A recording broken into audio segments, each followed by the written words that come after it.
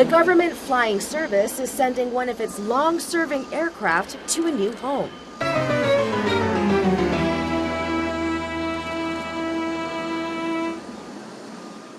A test run is needed to work out logistics for moving the almost 20-meter-long and 6-meter-high plane.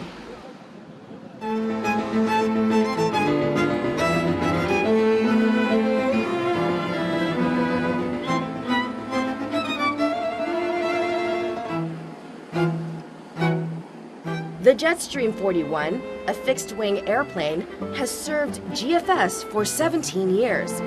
It was retired in 2016.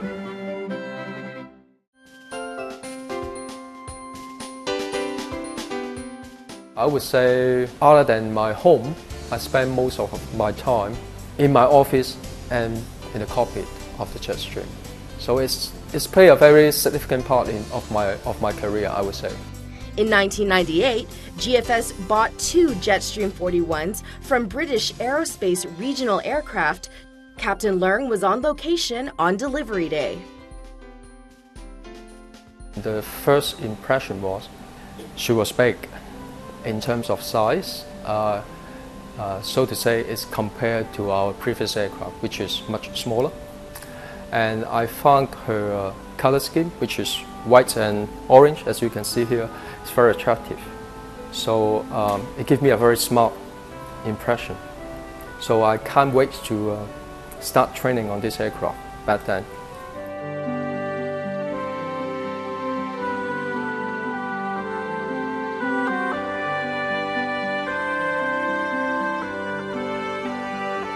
Talking about 10 years ago, we have a very good search radar, the infrared first system, satellite antenna, and also we can install a large format mechanical camera. At that time, I found these 2 aircraft technology, it is almost the most advanced technology. The plane served GFS for search and rescue missions, medical evacuations, law enforcement, and aerial surveying. In 2009, one of them was fitted with a system to collect weather data for the Hong Kong Observatory. The aircraft was deployed for its first data collection mission in a typhoon as Tropical Storm Haima was heading towards the city in June 2011. So to start with, it was quite calm. It was very calm that it doesn't look like we are going to the typhoon. But the next 10 minutes is very different. We start feeling a vibration. We can hear the noise of the wing drops hitting the windscreen of the aircraft, which is very noisy. Also, the vibration is not just upward and downward. It was almost like every direction.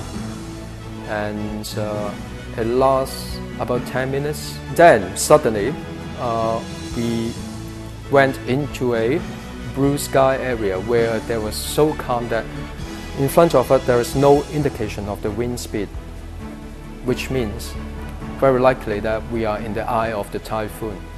Normally we learn this from a book, but at that moment we experience it, which is quite exciting. With its strong stability, the aircraft encountered minimal technical problems during its service. However, the manufacturer eventually stopped producing the plane and its components, sending it into retirement. This aircraft is heavily modified for multi-mission purpose. So if we really want to reconfigure it back to as a passenger aircraft, it might cost a lot. I don't think there's any customers would like to buy this aircraft. If we can put this for permanent display in Kai Tak Runway Park, all the Hong Kong people can closely to look at this multi-mission aircraft. So I believe the value would be much higher than put it to the scrapyard. On an occasion, I met with the then Chief Secretary, Mrs. Lam, and I raised the idea of putting the aircraft on public display to her, and she supported that wholeheartedly. And she referred me to the EKEO, Energizing Kowloon East office. And now we are seeing the aircraft departing the GFS headquarters to its permanent resting place the old Kai Tak Airport.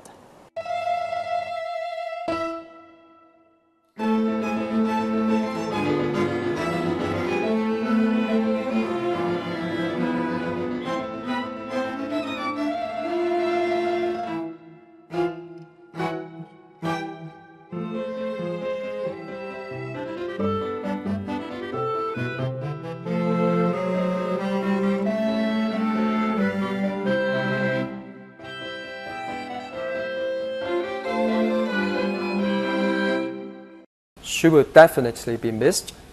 Now being displayed in Kai Tak, there will be a larger community. We'll be able to view the aircraft, know a little bit about the history, the operations of the GFS.